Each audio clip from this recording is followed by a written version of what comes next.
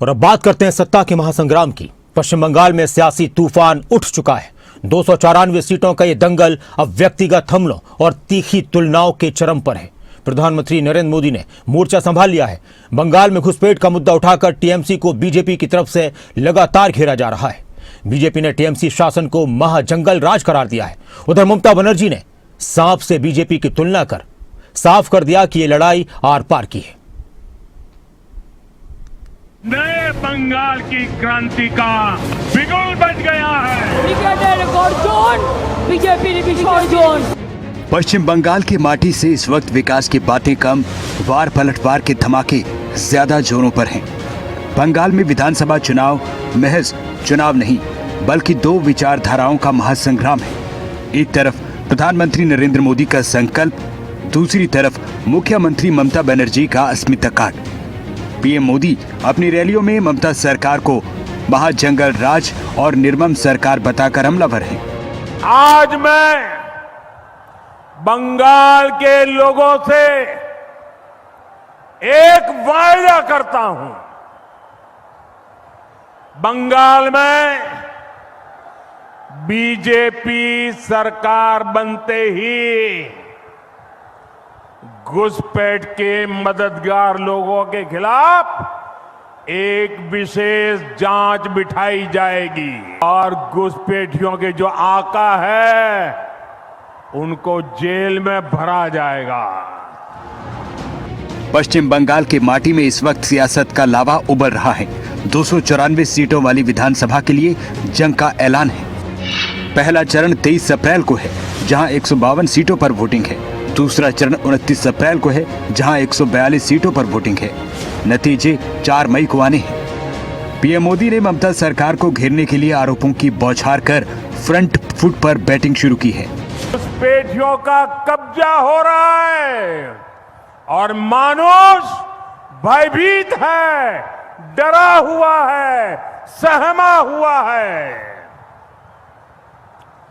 TMC के महाजंगल राज का साक्षी हमारा ये वीर भूमि है। साथियों, बोगतुई में जो कुछ हुआ वो सिर्फ एक घटना नहीं थी, वो मानवता के माथे पर कलंक था। गुंडा राज का बहुत खतरनाक सबूत है। माटी आपकी, हक आपका, लेकिन इस पर कब्जे के लिए ये गैंगवार चल रही है। बालू, पत्थर और कोयला, ये जो लूट चल रही है, ये टीएमसी के बड़े बड़े नेताओं,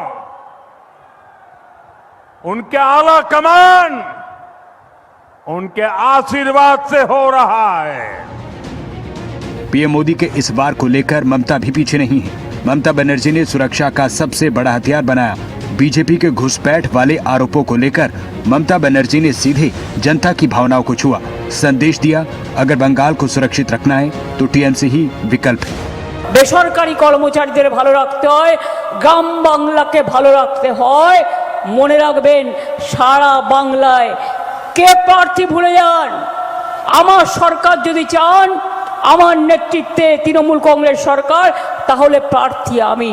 আমার নামটা মনে রেখে ভোটটা তৃণমূলকে আর জোড়া ফুলকে দেবেন। चुनावी रण में जीत की पूरी कोशिश बीजेपी ने की है, पूरा जोर लगाया है।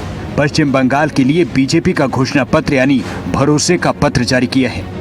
बेरोजगारों को 3000 रुपए मासिक मदद, महिलाओं को 3000 रुपए महीने का देने का वादा, सरकारी नौकरियों में महिलाओं को 33% आरक्षण, महिलाओं के लिए फ्री बस यात्रा, महिला पुलिस बटालियन बनाने का ऐलान, सरकारी कर्मचारियों को डीए, 7वां वेतन आयोग लागू करने का ऐलान, 6 महीने में यूसीसी लागू करने का वादा, किसानों को एमएसपी 3100 रुपए, 9000 रुपए सालाना मदद का वादा, एम्स, आईआईटी, आईआईएम जैसे संस्थान बंगाल में खोलने का वादा बीजेपी ने किया है।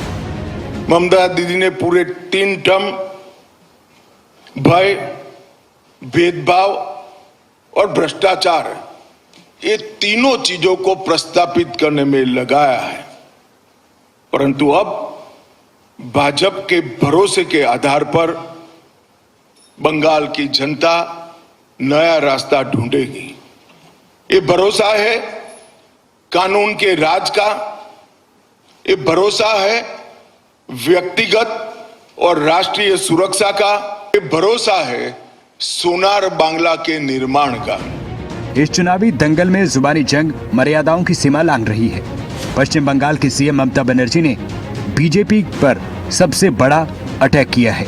कूच बिहार की रैली में दीदी ने बीजेपी के वादों पर पलटवार किया, कह दिया कि बीजेपी पर भरोसा नहीं किया जा सकता।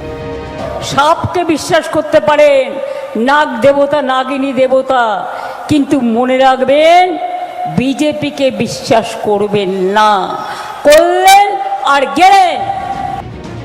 एक तरफ सोनार बांग्ला और 6 गारंटियों के साथ बीजेपी की सेना है, दूसरी तरफ बंगाल की बेटी ममता बनर्जी जो अपने दुर्ग को बचाने के लिए सांप और अस्मिता जैसे तीखे शब्दों का इस्तेमाल कर रही हैं।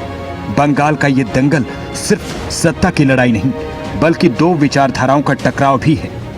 क्या मोदी का मैनेजमेंट काम करेगा या ममता का साहस? क्या पश्चिम बंगाल में होगा सियासी खेल या होगा कोई बदलाव?